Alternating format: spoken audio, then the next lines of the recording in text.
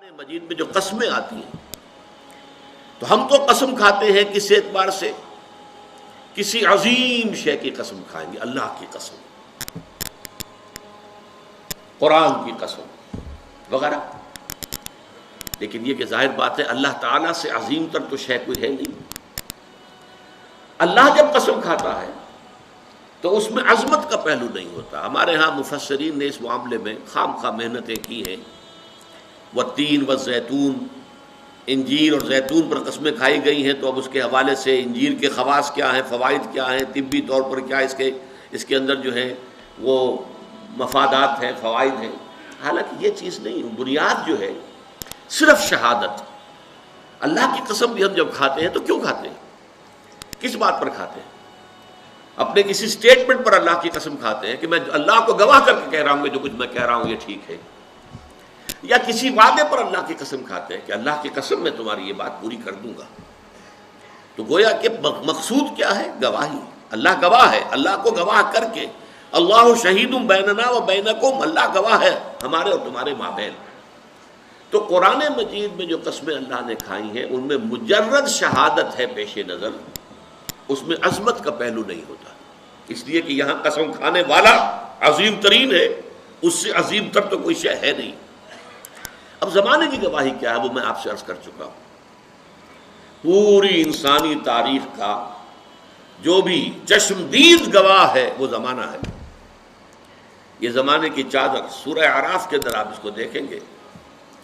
پہلے وہ تخلیق آدم وغیرہ کا ذکر ہوا ہے، اس کے بعد قیامت کا ذکر، اور اس کے بعد جو کچھ ہونا ہے جنت والے اور دوزخ والے اور اصحاب الاعراف ان کا قصہ ہے.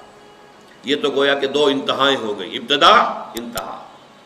اس کے درمیان پھر شروع ہوتا ہے حضرت نوح کا معاملہ، حضرت ہود کا، حضرت صالح کا، حضرت لوط کا، حضرت شعیب کا، اور پھر بڑی تفصیل جو ہے حضرت موسیٰ علیہ السلام. یہ سب تاریخ ہے. یہ زمانہ ان تمام چیزوں کے تہذیب ابری چھا گئی دنیا میں، پھر ختم ہو گئی. یہ سارا عروج و زوال اس زمانے نے اپنی آنکھوں سے دیکھا ہے. یہ چشمدید گواہ ہے. بڑی بڑی عظیم سلطنتیں بنی اور پھر ٹکڑے ٹکڑے ہو کر منتشر ہو گئی، ہوا ہو گئی. اسی طریقے سے بڑے عظیم لوگ آئے دنیا کے اندر، پھر ان کا نام و نشان مٹ گیا، ان کی یاد تک جو ہے لوگوں کے ذہنوں میں نہیں رہی. اس میں کیا اصول ہیں، کیا قواعد ہیں؟ عروج ہوتا ہے تو کیوں ہوتا ہے، زوال ہوتا ہے تو کیوں ہوتا ہے؟ قرآن مجید ان سب سے بحث کرتا ہے.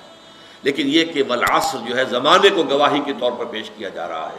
یہ زمانہ گواہ ہے کہ تمام انسان خسارے میں ہیں سوائے ان کے جو چار شرطوں کو پورا کرنے والے. اس میں جیسا کہ میں نے عرض کیا تھا پچھلی نشست میں، چونکا دینے کا انداز بھی ہے. جیسے یہ وقت تیزی سے گزر رہا ہے. آپ انگریزی میں بھی کہتے ہیں catch the time by the forelock. وقت کو اس کے ماتھے کے بالوں سے پکڑ کے رکھو، کیونکہ یہ تو تیزی سے چلا جائے گا. اور یہی ہمارا اصل سرمایہ ہے. اسی میں کچھ بنانا ہے، اسی میں کچھ کرنا ہے، اسی میں کچھ کمانا ہے. اس کے لیے بڑی پیاری مثال دی ہے بعض مفسرین نے. ایک صاحب نے اپنا مشاہدے کی بنیاد پر لکھا کہ میں ایک دفعہ شام کے وقت ایک بازار منڈی اس میں سے گزرا تو میں نے دیکھا ایک برف بیچنے والا بہت چیخ چیخ کر اپنے برف کو بیچنے کے لیے لوگوں کو متوجہ کر رہا تھا. اس کی حالت جو تھی وہ بڑی ڈیسپریٹ. وہ کیوں انہوں نے سوچا؟ اس لیے کہ اس کا برف تو پانی ہو جائے گا، زیرو ہو جائے گا اگر بکا نہ. کوئی بساتی ہے، اس کا سامان ہے، نہیں بکا ہے، کوئی بات نہیں، دکان بند کرے گا، اگلے روز آئے گا، وہ سامان تو اس کے پاس ہے نا. اس کی اصل راس تو کہیں نہیں گئی، اس کا اصل سرمایہ تو محفوظ ہے. لیکن یہ برف کا تاجر جو ہے، یہ تو برف اگر بکی نہ تو پانی ہو گئی، ختم، اصل راس المال بھی گیا. انسان کی حیثیت برف کے تاجر کی ہے. اس کی زندگی کی برف گھل رہی ہے، تیزی کے ساتھ پگھل رہی ہے. جس کو کہا ہے ایک شاعر نے بہت عمدگی کے ساتھ، غافل تجھے گھڑیال یہ دیتا ہے منادی، گردوں نے گھڑی عمر کی ایک اور گھٹا دی. عام طور پر تو ہم سمجھتے ہیں میری عمر پہلے 60 برس تھی، اب 61 ہو گئی، بڑھ گئی. بڑھی کہاں ہے، کم ہو گئی. اس لیے کہ جو بھی ٹائم اس دنیا میں ہے میرے لیے اس میں سے اب 1 سال کم ہو گیا.